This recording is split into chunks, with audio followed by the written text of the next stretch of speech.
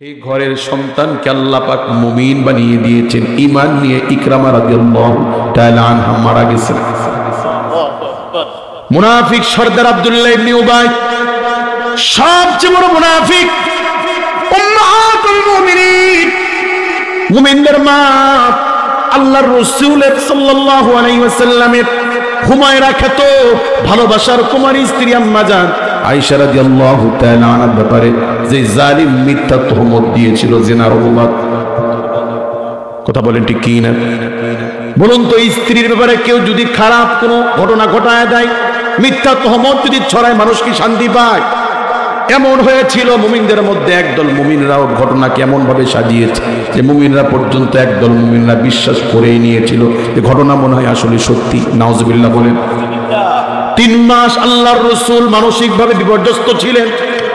এই ঘটনা যে জালিম জন্ম দিয়েছে মুনাফিক সরদার আব্দুল্লাহ ইবনে উবাই, তার ছেলে আব্দুল্লাহ নবীর খাঁটি ইমানদার সাহাবী, বাপও জীবিত ছেলেও জীবিত। বাপ ইসলাম ধ্বংসের পরিকল্পনা করে, ছেলে ইসলামের জন্য জীবন দিতে চায়।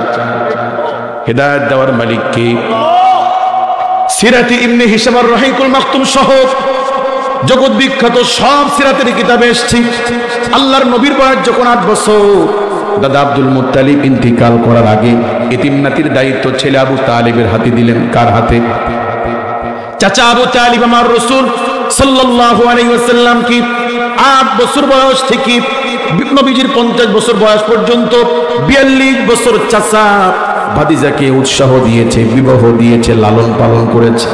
এই চাচা ভাতিজাকে নিয়ে সিরিয়ায় গিয়েছিলেন, তখন আমার নবীর বয়স 12 বছর। কয় বছর?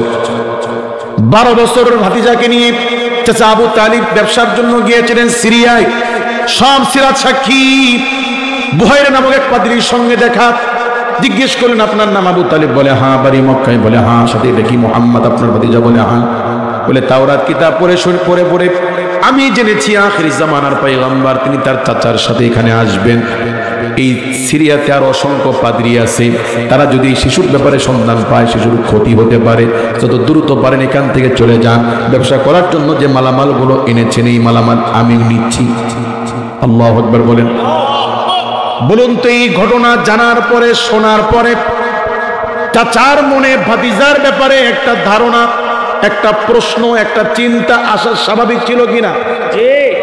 এই চাচা তো সেই চাচা যেই চাচা রাসূল সাল্লাল্লাহু আলাইহি ওয়াসাল্লাম রাতে ঘরে আসলেন। চাচা ভাতিজাকে ডেকে বললেন, আব্বা মুহাম্মদ, বাবা আমার কাছে আসো। হে মুহাম্মদ, বাবা তোমার দায়িত্ব আমার মৃত আব্বা আব্দুল মুত্তালিব তোমার দায়িত্ব আমাকে দিয়েছিলেন বাবা। হে মুহাম্মদ, তুমি আসার আগে আমার ঘরে আবু জেহেল এসেছিল, উতবা, শাইবা, মুগীরা, মক্কার নেতৃবৃন্দ কাফিররা এসেছিল। তারা আমাকে তোমাকে বলার জন্য 3টা প্রস্তাব দিয়েছে। ও ভাতিজা, তুমি যদি মক্কার সবচেয়ে বড় ধনী হতে চাও, তারা তোমাকে সবচেয়ে বড় ধনী বানায় দিবে। তুমি যদি মক্কার সবচেয়ে বড় নেতা হতে চাও, যদি নেতৃত্ব চাও, তারা তোমাকে বড় নেতা বানায় দিবে। তুমি যদি বিশ্ব সুন্দরী রূপবতী কোনো নারীকে বিবাহ করতে চাও, তারা তোমাকে সবচেয়ে সুন্দরী রমণী তোমার সাথে বিয়ে দিয়ে দিবে। মানুষ তো এগুলোর প্রতি দুর্বল, ঠিক কি না? আল্লাহর রাসূল সাল্লাল্লাহু আলাইহি ওয়াসাল্লাম বললেন, চাচা এগুলো ওদের পক্ষে দেওয়া সম্ভব, যেটা সম্ভব না ও চাচা, ওরা যদি আমার ডান হাতে আকাশের সূর্য এনে দেয়, ওরা যদি আমার বাম হাতে যদি আকাশের চন্দ্র এনে দেয়, আল্লাহ শপথ আমি নবী দ্বীনের দাওয়াত থেকে 1 চুল পরিমাণ আমি বিচ্যুত হব না। আল্লাহু আকবার। এই কথা শুনে চাচা ভাতিজার পিঠে হাত বুলায় দেয়, ভাতিজা এগিয়ে যাও, আল্লাহ তোমার সহায় হোক। এই চাচা নবীকে মুহাব্বত করেছে, সাহস দিয়েছে, পরামর্শ দিয়েছে, কিন্তু নসিবে ঈমান আসে নাই। অথচ ইসলামের সূচনাটি 2, 3, 4 এর মধ্যেই আল্লাহর রাসূলের চাচতো ভাই আলী রাদিয়াল্লাহু তাআলা 10 বছরের চাচতো ভাই আলী ইবনে আবি তালিব, জাফর ইবনে আবি তালিব 12 বছরের চাচতো ভাই, 10 বছর 12 বছরের 2 জন চাচতো ভাই ইসলামের শুরুতে ঈমান এনে আজীবন ঈমানের উপরে থেকে শেষ পর্যন্ত ইসলামের জন্য 2 ভাই শহীদ হয়েছে। ছেলেরা ঈমান আনার পরে আলী ইবনে আবি তালিব, জাফর ইবনে আবি তালিব, দুই ভাই ঈমান আনার পরে বাপ আবু তালিব 10 বছর জীবিত ছিল, নসিবে ঈমান আসে নাই। আল্লাহু ইয়াহদি মান ইয়াশা ইলা সিরাতিম মুস্তাকিম, হিদায়াত দেওয়ার মালিক কে? হিদায়াত কার নেওয়ার কথা, ঈমান কার আনার কথা? ছোট ছোট চাচতো ভাইদের নাম, ময় মুরব্বী চাচার জ্ঞান তো চাচার, এই চাচা তো সেই চাচা যেই চাচা সাহস দিয়েছে, পরামর্শ দিয়েছে। এই চাচা তো সেই চাচা যেই চাচা 12 বছরের ভাতিজাকে নিয়ে সিরিয়ায় গিয়েছিল, ঠিক কি না? অথচ এই ব্যক্তির নসিবে ঈমান আসে নাই, অথচ তার দুই ছেলে 10 বছরের আলী ইবনে আবি তালিব, জাফর ইবনে আবি তালিব, দুই ভাই আবু তালিবের দুই ছেলে ঈমান এনেছেন ইসলামের শুরুতে, বাপ ঈমান আনে নাই। হিদায়াত কার হাতে? কাজী মুসলমান, ঈমান এমন জিনিস, কত মানুষ পৃথিবীতে মুশরিকের ঘরে জন্ম নিয়ে ঈমান এনে ইসলামের জন্য শহীদ হয়ে পৃথিবীর থেকে জান্নাতি হয়ে বিদায় নিয়েছে। এই তো গত কয়েক বছর আগের ঘটনা। রাঙ্গামাটিতে ওমর ফারুক নামে এক ভাই, পাহাড়ি ভাই, ইসলাম গ্রহণ করে নিজের জায়গায় একটা মসজিদ দিয়ে নামাজ নিজে পড়ান, 2-3জনকে নিয়ে পাহাড়ের চূড়ায় নামাজ পড়েন। এশারের নামাজ পড়ে বাড়ি যাচ্ছেন, কেউ একজন তাকে গুলি করে হত্যা করেছে। কত সুনসিব, ঠিক কি না? অমুসলিমের ঘরে জন্ম নিয়ে ঈমান এনে 1 বছরের মাথায় মসজিদ করেছে, নিজে ইমামতি করেছে। ইসলাম গ্রহণ করার দায়ে পাহাড়িরা, স্বজাতিরা তাকে হত্যা করে, গুলি করে হত্যা করেছে। শহীদ হয়ে আল্লাহর জান্নাতে চলে গেছে। আবার অনেক কপাল পোড়া মুসলমান মুসলমানের ঘরে জন্ম নিয়ে কাফির হয়ে ঈমান হারা হয়ে মরে যাচ্ছে। কাজে হিদায়াত দেওয়ার মালিক কে? এ মুমিন, নামাজে হিদায়াত চাও। ইয়াকা না'বুদু ওয়া ইয়াকা নাস্তাঈন। আল্লাহ, আমরা আপনারই ইবাদত করি, আপনার কাছেই সাহায্য চাই। কি সাহায্য চাই? ইহদিনাস সিরাতাল মুস্তাকিম। ও আল্লাহ, আপনি আমাদেরকে সিরাতাল মুস্তাকিম, সহজ সরল পথ হিদায়াতের উপরে চালান। দোয়া করা দরকার আছে না নাই? আল্লাহর নবী সাল্লাল্লাহু আলাইহি ওয়াসাল্লাম মসজিদে নববীতে বসা, সাহাবায়ে কেরাম বসা, হঠাৎ করে আল্লাহর নবীর চোখ বেয়ে পানি ঝরছে। সাহাবায়ে কেরাম জিজ্ঞেস করলেন, ইয়া রাসূলুল্লাহ, নবীজি আপনি কেন কান্না করছেন? কান্না করার মতো তো কোনো ঘটনা ঘটে নাই, আপনি তো এমনও কিছু বলেন নাই যে আপনি কান্না করবেন। আল্লাহর রাসূল বললেন, আমার সাহাবীরা শোনো, কেন কান্না করছে? আমি যখন মক্কায় ছিলাম এমন একজন যুবককে দেখেছি, যেই যুবকের মতো দামি জামা আমি কাউকে পরতে দেখি নাই। ওই যুবকের মতো দামি সুগন্ধি আমি কাউকে ব্যবহার করতে দেখি নাই। ওই মুসাব ইবনে উমায়ের ধনী মানুষের সন্তান আজকে আমি দেখতে পাচ্ছি তোমাদের সাথে আমার সামনে বসা। এই মুসাব ইবনে উমায়ের রাদিয়াল্লাহু তাআলা আনহুকে তার মা ইসলামের জন্য ত্যায্য করে দিয়েছেন।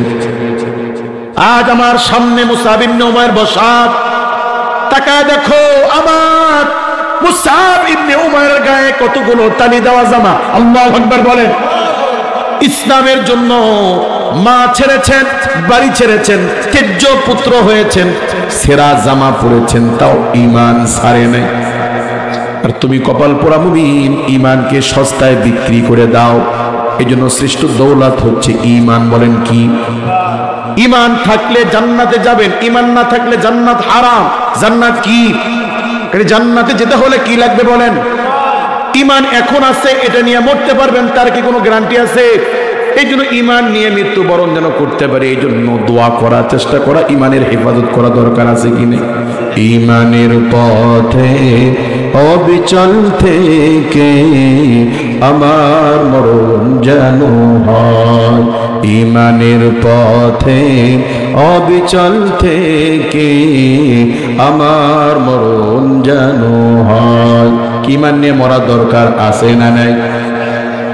ঈমান থাকলে তো নিয়ে মরবেন, আমাদের তো ঈমানই অনেকের নাই, ঠিক কি না? আল্লাহর কালামে আল্লাহ পাক বলেন, ওয়া মিনান নাসি মান ইয়াকুলু আমান্না বিল্লাহি ওয়া বিল ইয়াউমিল আখির ওয়া মা হুম বিমুমিনিন। রাসূল মানুষদের মধ্যে কিছু মানুষ বলে আমরা ঈমান এনেছি আল্লাহর উপর, আমরা ঈমান এনেছি আখিরাতের উপর। আল্লাহ পাক বলেন ওমা হুম বিমুমিনিন, এরা যদিও বলে আমরা ঈমান এনেছি আল্লাহর উপরে, যদিও এরা বলে আমরা ঈমান এনেছি আখিরাতের উপরে, আসলে এরা মুমিন না। কিনা আপনি মনে করছেন মুসলমানের বেটা, আপনি মুসলমান, কিন্তু আল্লাহ পাক যদি মনে করেন আপনি মুমিন না, তাহলে আপনার এই দাবির কোনো দাম আছে? কেউ একজন মনে করছে আমি বিএনপির কর্মী, কিন্তু বিএনপির নেতা যারা আছে তারা তাকে মনে করে আওয়ামী লীগ, তাহলে ওর দাবির কোনো দাম আছে? কাজী এটা গ্রান্টেড হইতে হবে দলের কাছে, নেতার কাছে, ঠিক কি না? যে আমার ঈমান আছে কিনা এটা মাকবুল হইতে হবে কার কাছে? এবার আসলে আল্লাহ পাক বলেন খাঁটি মুমিন কারা। ঈমান মাপার 5টি গুণ আল্লাহ পাক সূরাতুল আনফালের মধ্যে দিয়েছেন, জায়াত আমি তেলাওয়াত করেছি। এখন আমরা ঈমান মাপবো, আপনাকে রাজি আছেন? আমি ঈমান মাপার কারণগুলো বলবো, আপনারা দেখবেন এগুলোর সাথে মিলে কিনা। যদি মিলে বুঝবেন ঈমান আছে, ঈমানের দাবিটা আসলে সত্য। আর যদি না মিলে বুঝতে হবে ঈমান পরিপূর্ণ নাই, ঘাটতি আছে। শুনবেন না? থাক, দোয়া করে দিই, চলবে? কিন্তু মজা পাচ্ছেন না তো আপনারা? আপনারা গল্প শুনবেন, হাসবেন, হাসাচ্ছি না আমি। নামাজের কথা মনে আছে তো ইনশাআল্লাহ? আর একটু চলবে ইনশাআল্লাহ, দোয়া করে দিব। তাহলে আজগুলো বলি। আল্লাহ রাব্বুল আলামিন বলেন খাঁটি মুমিন কারা।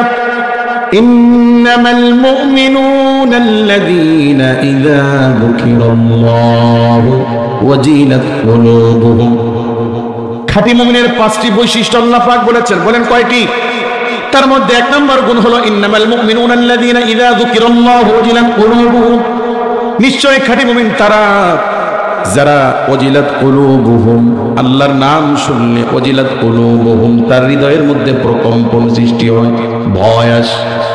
কি আসে? আল্লাহর নাম শুনলে যদি হৃদয়ের মধ্যে ভয় আসে, বুঝতে হবে মুমিন আপনার ঈমান আল্লাহর কাছে মাকবুল হচ্ছে। আল্লাহু আকবার বলেন। মনে করো আমি একজন নেতার সমালোচনা করতেছি, এমপির সমালোচনা করতেছি, হঠাৎ কেউ একজন বলল হুজুর এমপি সাহেব কিন্তু স্টেজের পিছনে চলে আসছে। বলুন তো এটা শোনার পরে আমার ভেতরে ভয় লাগবে কি না? লাগবে কি না? কারণ তার ক্ষমতা অনেক বেশি, চাইলে আমাকে জেলে দিতে পারে, চাইলে আমাকে মারতে পারে।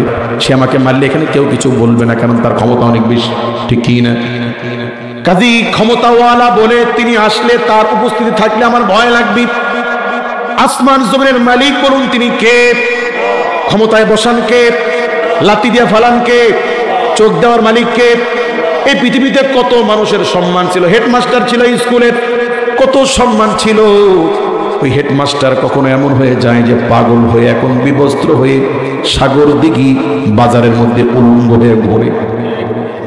মানুষ বলে আহ কি নসিব, এই মানুষটা একসময় হেডমাস্টার ছিল, আজকে পাগল, পরনে কাপড় নাই। বলে আল্লাহ পাক চাইলে আমাকে আপনাকে এমন করতে পারেন কিনা? শিল্পপতি ছিল, শত শত জমির মালিক, ক্যান্সার হয়ে চিকিৎসার জন্য জমি বেচতে বেচতে এখন একটা জমিও নাই, উল্টা খাবারের জন্য মানুষের কাছে হাত পাতে আসে না।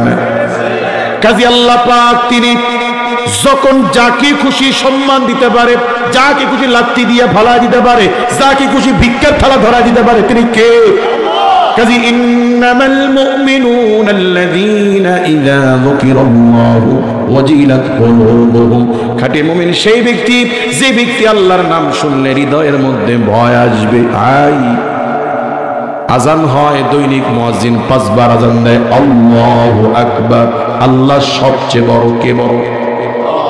হে মুমিন, পৃথিবীতে আসার পরে আমার আপনার ডান কানে আযান, বাম কানে ইকামত দিয়েছিল। আযান এবং ইকামতের প্রথম কথা ছিল আল্লাহু আকবার, আল্লাহ সবচেয়ে বড়। বলেন কে বড়? হে মুমিন, পৃথিবীতে আসার পরে তোমার কানে এই আওয়াজ দেওয়া হয়েছিল, মুমিন শোনো, এখানে তোমার আব্বা থাকবে, মা থাকবে, ভাই থাকবে, বন্ধু থাকবে, দোকান থাকবে, হাজারো ব্যস্ততা থাকবে, কিন্তু মনে রাখিও আল্লাহু আকবার সবচেয়ে বড় কে? মুমিন, আজকে আমার কাছে নামাজের চাইতে আল্লাহর চাইতে দোকান বড়, জায়গা বড়, জমি বড়, কথা বলেন ঠিক কি না? কিন্তু মুমিন মনে রাখিও আল্লাহু আকবার সবচেয়ে কে বড়? এই জন্য সাহাবায়ে কিরাম রিদওয়ানুল্লাহি তাআলা আজমাইন যারা যারা কাঠুরিয়া ছিলেন, যারা কাঠ কাটতেন, কুড়াল যদি উপরে নিয়েছে সামনে আঘাত করবে, এমত অবস্থায় যদি আল্লাহর আযানের আওয়াজ যদি তাদের কানে আসতো, আল্লাহু আকবার, এই কাঠুরিয়া সাহাবী ওই কুড়ালকে আর সামনে নিতেন না, পেছন দিক দিয়ে ফেলে দিতেন।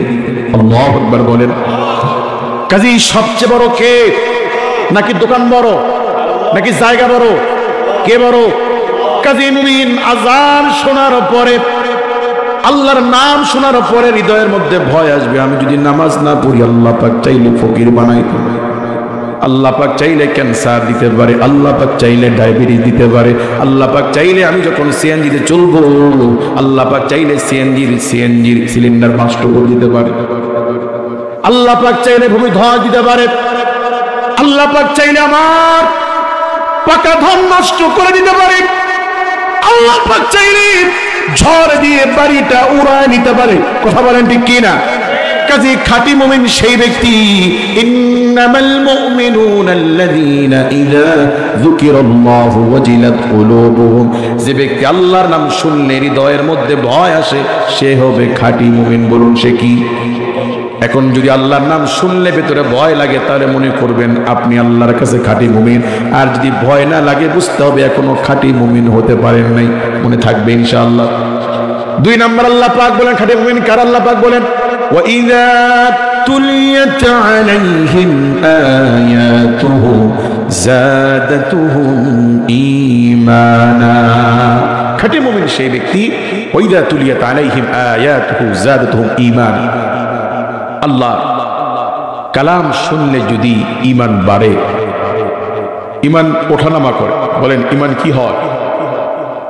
কখনো বাবার মৃত্যুর পরে, কখনো অভাবে পড়ে, কখনো মুসিবতে পড়ে মানুষ এমন হয় যে 5 ওয়াক্ত তো পড়েই, আবার তাহাজ্জুদের নামাজও পড়ে। ঠিক কিনা? ঠান্ডা পানি দিয়ে যেই লোক তাহাজ্জুদ পড়া শুরু করলো, 3 মাস পরে অনেক সময় দেখা যায় এখন ওই লোক ফরজই পড়ে না। ঈমানটা ওঠানামা করে। বলেন কি করে? আল্লাহর তেলাওয়াত শুনলে যদি হৃদয় নরম হয়ে আসে, অনুশোচনা বোধ তৈরি হয়, আর নামাজ ছাড়বো না, গুনাহ করবো না, ভালো হওয়া লাগবে, এরকম অনুশোচনা বোধ যদি তৈরি হয়, বুঝতে হবে ঈমান বাড়তেছে। আর তেলাওয়াত শুনলে ঈমান যদি বাড়ে, বুঝতে হবে আপনার ঈমানটা আল্লাহর কাছে মাকবুল হচ্ছে। যেই কালাম আল্লাহ পাক বলছেন লাউ আনজালনা হাযাল কুরআন, আমি আল্লাহ এই কোরআনকে যদি পাহাড়ের উপরে নাজিল করতাম, তাহলে এই কোরআনের ওজনে পাহাড় গলে যাইত, বিদীর্ণ হয়ে যাইত, ভেঙে চৌচির হয়ে যাইত। আল্লাহু আকবার বলেন। তাহলে যেই কালামের ওজনে, যেই কালামের ভারে শক্ত পাহাড় যদি গলে যায়, ভেঙে যায়, আপনি যদি মুমিন হন, আল্লাহর কালাম শুনলে হৃদয়ের মধ্যে ঈমান বাড়তে থাকবে, দিল নরম হবে। যদি এমনটা না হয়, বুঝতে হবে আপনার ঈমান নামে ফাঁকা আওয়াজ। ঠিক কি না? হযরত ওমর ফারুক রাদিয়াল্লাহু তাআলা আনহু ইসলামের পূর্ববর্তী, ঈমান আনার পূর্ব সময় আল্লাহর রাসূলকে হত্যার উদ্দেশ্যে তরবারি নিয়ে বের হলেন। পথের মধ্যে আবু নুয়াইম নামক তার বন্ধুর সঙ্গে দেখা। হ্যাঁ ওমর কই যাও? বলে মুহাম্মদ সাল্লাল্লাহু আলাইহি ওয়াসাল্লামকে কতল করতে যাই। নাউজুবিল্লাহ বলেন। কি পরিমাণ শক্ত দিলের মানুষ হলে পৃথিবীর শ্রেষ্ঠ মানুষ, পৃথিবীর সবচেয়ে আমানতদার, সবচেয়ে বিশ্বস্ত মানুষ মুহাম্মদুর রাসূলুল্লাহ সাল্লাল্লাহু আলাইহি ওয়াসাল্লামের মতো तमाम पृथिवीर सर्वश्रेष्ठ मानुष मुहम्मदुर रसूलुल्लाह सल्लल्लाहु अलैहि वसल्लम के हत्या करते जेते पारे कत शक्त दिलेर मानुष होले पारे कथा बोलेन ठीक कि ना। नुआइम इब्ने आब्दुल्लाह बोललेन ओमर मुहम्मदेर माथा काटते जाबा परे जाओ आगे निजेर घर सामलाओ। कि सामलाओ केन कि हयेछे बोले आमी যদ্দূর শুনলাম তোমার বোন ফাতিমা তোমার ভগ্নিপতি তারা নাকি ঈমান এনেছে। রাগে গোসায় পথ পরিবর্তন করে বোনের বাড়িতে রওনা হলেন। বোনের ঘরের দরজার সামনে গিয়ে কি এক ঐশী বাণীর আওয়াজ তার কানে আসতে লাগলো, তাহা মা আনজালনা আলাইকাল কুরআনা লিতাশকা। আল্লাহু আকবার বলে। কোরআনের আওয়াজ যতটুকু তার কানে এসেছে, এই আওয়াজই শক্ত মানুষের হৃদয়ের ভিতরে গিয়ে কোরআনের নূরে নূরান্বিত হয়ে দিলটা শক্ত, হৃদয়টা নরম হয়ে গেছে। আল্লাহু আকবার বলে। সেই ওমর রাদিয়াল্লাহু তাআলা আনহু আল্লাহ নবীর কাছে এসে তিনি ঈমান আনলেন, মুসলমান হয়ে গেলেন। তাহলে কোরআনের ছোঁয়ায় যদি এরকম শক্ত হৃদয়ের মানুষের হৃদয় যদি গলে যায়, নরম হয়ে যায়, আপনি যদি মুমিন হন, কালাম শুনলে ঈমান বাড়বে, দিল নরম হবে, ঠিক কি না? তাহলে খাঁটি মুমিন চেনার 2 নম্বর বৈশিষ্ট্য, তেলাওয়াত শুনলে কি হবে? ঈমান বাড়বে, মনে থাকবে ইনশাআল্লাহ। 3 নম্বর আল্লাহ রাব্বুল আলামিন বলেন ওয়া আলা রাব্বিহিম ইয়াতাওয়াক্কালুন। খাঁটি মুমিন তারা যারা সদা সর্বদা অবস্থায় বিপদে আপদে তাওয়াক্কুল করে আল্লাহর উপরে। কার উপরে? মনে থাকবে। আল্লাহ পাক বলেন দুনাল আযাবাল আকবার, মুমিনদেরকে আমি আল্লাহ বড় বিপদ দেওয়ার আগে ছোট ছোট বিপদ দিই, যাতে করে আমার বান্দা আমার দিকে ফিরে আসে। আল্লাহু আকবার বলেন। কিছু হারাম খোর আছে, যুগের পর যুগ হারাম খায়, কিচ্ছু হয় না। আবার কিছু ব্যক্তি আছে, একদিন যদি হারাম খায় ওই দিনই তার বিপদ আসে। কেউ অসুস্থ হয় অথবা বড় একটা অ্যাক্সিডেন্ট তার হয়ে যায়। দুনাল আযাবাল আকবার মুমিন, আল্লাহ পাক তোমাকে বিপদ দেন যাতে করে তুমি ফিরে আসো, গুনার দিকে না যাও। সুবহানাল্লাহ বলেন। আল্লাহ রাব্বুল আলামিন বলেন وَلَنَبْلُوَنَّكُمْ بِشَيْءٍ مِّنَ الْخَوْفِ وَالْجُوعِ وَنَقْصٍ مِّنَ الْأَمْوَالِ وَالْأَنفُسِ وَالثَّمَرَاتِ وَبَشِّرِ الصَّابِرِينَ।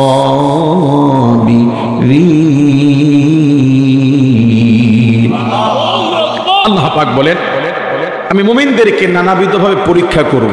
কি করবেন?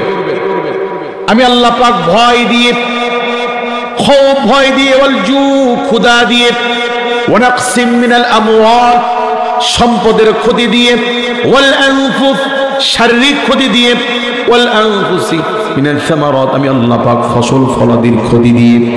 পাকা ধান নষ্ট হয়ে যাবে, পানিতে ধান ডুবে যাবে, ফসল নষ্ট হবে, শারীরিকভাবে অসুস্থ হবেন, ক্ষুধা আসবে, ভয় আসবে। আল্লাহ পাক বলেন আমি আল্লাহ পাক এগুলো দিয়ে পরীক্ষা করব। ওয়াবাশশিরিস সাবিরিন, তাদের জন্যই সুসংবাদ যারা ধৈর্যশীল। যারা কি? বাজারে 10 জন দোকানদার দোকানদারি করে, কারো দোকানে চুরি হয় না, কেউ নামাজ পড়ে না, যাকাত দেয় না। আপনি একমাত্র ব্যক্তি আজান হলে নামাজে যান, যাকাত প্রতি বছর দেন। আপনি একমাত্র ব্যক্তি সকাল সন্ধ্যা জিকির করেন। কারো দোকানে চুরি হয় না, কারো দোকানে আগুন লাগে না। আপনার দোকানে চুরি হয়, আপনার দোকানে আগুন লাগে। দূর আর নামাজি পড়ব না বলা যাবে না। মুমিন, আল্লাহ পাক তোমাকে বিপদ দেন তোমার মর্যাদা বাড়ানোর জন্য। সুবহানাল্লাহ বলবেন না? তুমি মনে করো আমি তাহাজ্জুদ পড়ি, আমারই কেন এমন হবে?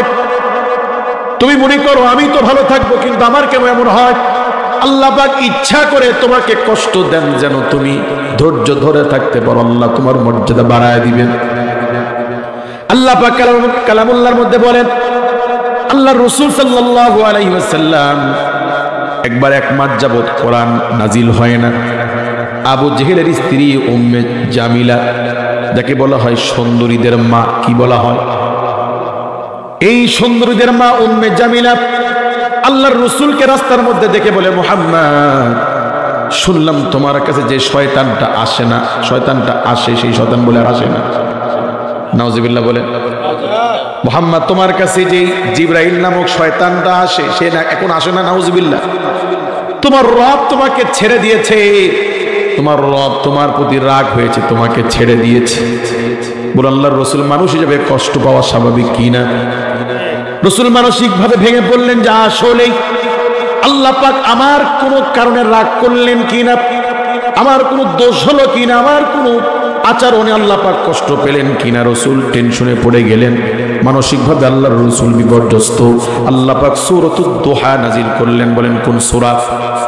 ওয়াদ-দুহা, কসম সকালে যখন সূর্য উদিত হয় ওয়াল্লাইলি ইযা সাজা, কসম রাতের যখন রাত নিঝুম হয়, সকালের কসম, রাতের কসম করলেন কে? এরপর আল্লাহ পাক বলছেন মা ওয়াদ্দাআকা রাব্বুকা ওয়া মা ক্বালা। ও রাসূল, আপনার রব আপনাকে ছেড়ে দেন নাই। আল্লাহু আকবার বলেন। আপনার রব আপনার প্রতি রাগ করেন নাই, ছেড়েও দেয় নাই। ও রাসূল, ওদের কথায় আপনি কষ্ট পাবেন না, ভেঙে পড়বেন না। আপনার রব আপনাকে ছেড়ে দেন নাই, আপনার প্রতি রাগও করেন নাই। মা ওয়াদ্দাআকা রাব্বুকা ওয়া মা ক্বালা ওয়ালাল আখিরাতু খায়রুল লাকা মিনাল উলা।